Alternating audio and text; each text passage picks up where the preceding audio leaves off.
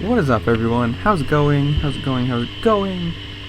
So before we get into this, do you like how I make these videos? If not, leave a comment down below and tell me what I can do better or what you'd like changed.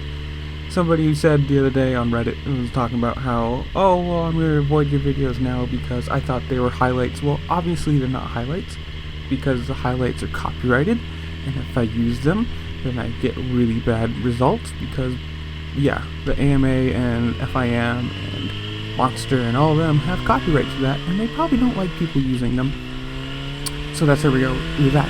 But, again, comment down below, tell me if you like it, tell me what I can change, how you like it better, or whatever you want. And while you're scrolling by it, scrolling down, however you want to say it, click the subscribe button, click the little thumbs up or thumbs down. Let's get some feedback here, and let's get on with the show. So obviously we are into Indy round 4. Before we even get into the main event highlights, if you didn't watch the heat race, Mosman got his, I'd say, semi-revenge on Jet Lawrence in the heat race. It was a lot tamer of a pass than Jet Lawrence's was. Less, I'm just going to take you out more, and I'm going to show you I didn't like that. And, you know, again, watch the highlight if you can find it. You know, it was definitely the cleaner version of the hard pass, but it is what it is. Okay, we're into race 250 main event, which Nichols just absolutely destroyed. Really, I mean, good race still from Craig and Lawrence. Well, not Lawrence, Craig and Nichols, but Nichols just, he got out front, he got the whole shot, and he just checked out. I mean, that guy was gone. I think at the end of the race, he had like an 8 or 9 second lead. That was just ridiculous. I mean, still good job for Craig, like, coming in second, but did he come in second? No. Don't listen to that. I forgot, as you can tell, I forgot to do 50 years, but we're just watching the highlights when I get to it. Really bad start for Jet Lawrence. He got a horrible start, and then he got stuck on the wall jump, so he was all the way down, I don't even know, like 8th, 9th, 10th or something, or no, even less than that. He was way down there in the 12th, 13th, 14th place. Just a bad start.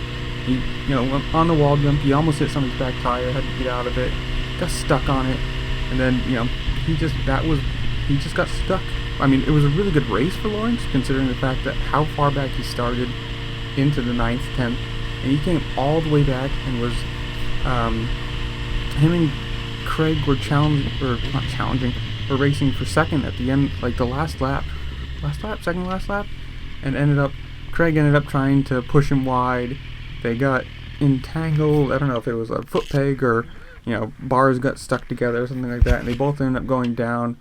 Craig ended up 5th, Lawrence was 4th, Shimoda ended up 3rd, and Mosman got 2nd with Nichols 1st. So the two Yamaha boys are no longer sharing a red plate, obviously, with Nichols ending 1st and Craig ending 5th.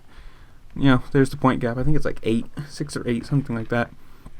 You know, good job for Shimoda. It was his first ever podium for in a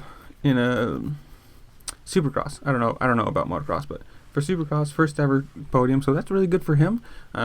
If you watched his post race interview, he was talking about, he should have just claimed it. Like, you know, you have to be up racing towards the front to be in that position if somebody makes a mistake to claim the podium. And he kind of was like, oh, well, I didn't really earn it, No, you earned it. You were in 4th.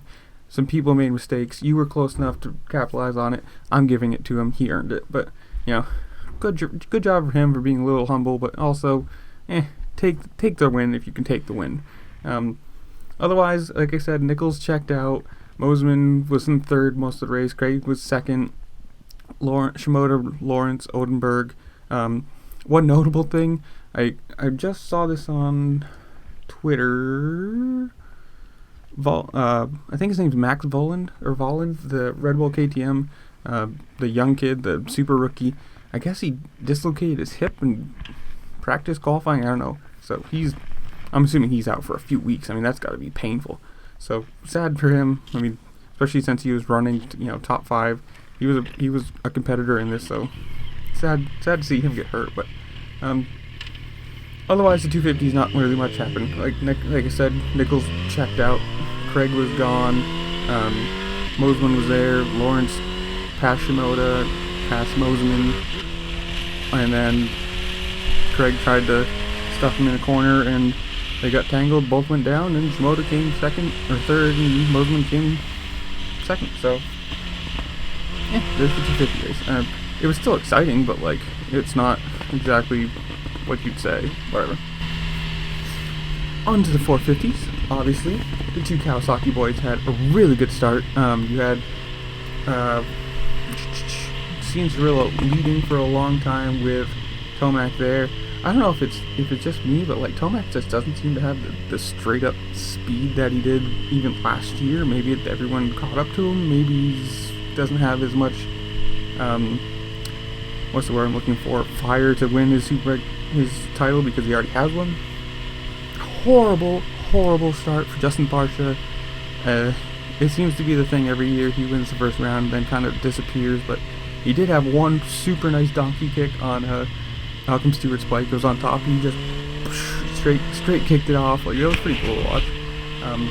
It was a really weird race. You had Tomac and Cianciarulo up front. Tomac went down early. Not a horrible one. He just, after the whoops he couldn't get his front wheel planted and just, lost the front end. But not horrible. He lost second to Roczen. And for the rest of pretty much the rest of the race, that's what it was. It was Cianciarulo leading with Roczen following him, Tomac in third. You had Ferrandis and Savatgy and Brayton in the top 6. So, really, good job for Brayton. He's running up front for a few of these races now. Considering he got his first podium in like 3 years the other race. Good job for Savatgy. He's still, or not Savatgy, Ferrandis for being a rookie running in the top 5. You had, Webb 6th, Anderson 7th, Osborne 10th to start. Barcia just, who knows? I know he jumped off the track once. He had the first corner crash. Like, it was just a bad start for him. But I really hope that this year isn't like every other year where he just falls away. I really do hope that he picks it back up and starts being a contender again, because it looks like at the moment Ken Roczen, he has the points lead. It looks like Ken Roczen, this is going to be his year, knock on wood. I like Ken Roczen, so I think it'd be cool for him to win a Supercross title and finally get that under his belt, especially being from KTM, one on Suzuki. If he wins on Honda, it'd be cool. I don't know. It was a cool race. It was a really good battle between Cianciarulo and Tomac and Roczen for a long time. And they all checked out. They were 10 seconds ahead of everyone else. It was just a 3-man battle, but it was really good to watch. At one point, even Roczen even fell and then got right up and then passed Tomac again. So normally you don't see that kind of thing with Tomac. Normally, if he passes you, he's gone. But I don't know if this is just Roczen's really refreshed after not racing motocross, or like I said, if Tomac doesn't have as much, I don't want to say there's as much fire to win, because obviously you want to for the point of having another title and for the point of just the money behind it, all the sponsorship deals and all the extra funds you get from it. But good job. Dean Wilson didn't race in this because he broke his toe, so he didn't race in this one. That was a race time decision. If you watched the other video, which I guess I'll tag in the corner up here. Sure. Otherwise, yeah, cool race. It was a cool track. I personally really like the over-under bridge, whatever you want to call them things. The whoops to me were super cool, being that they were out of a corner, they were big and technical. They weren't just like, here's 4 or 5 of them, boop, boop, in a straight line go.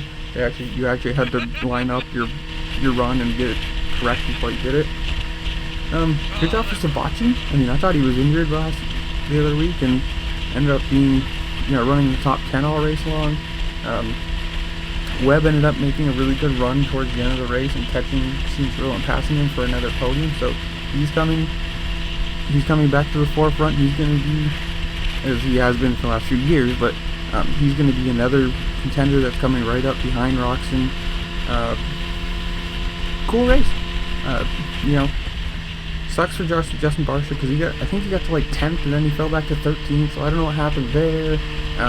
Plessinger was 10th. Let's see here.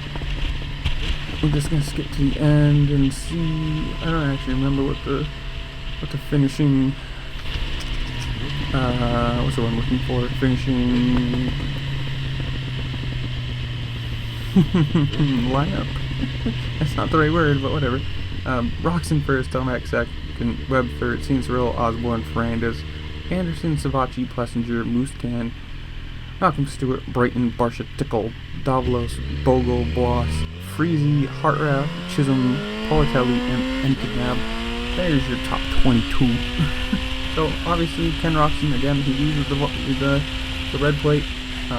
He's extending his lead out, and we're gonna see where this goes. Next round Tuesday.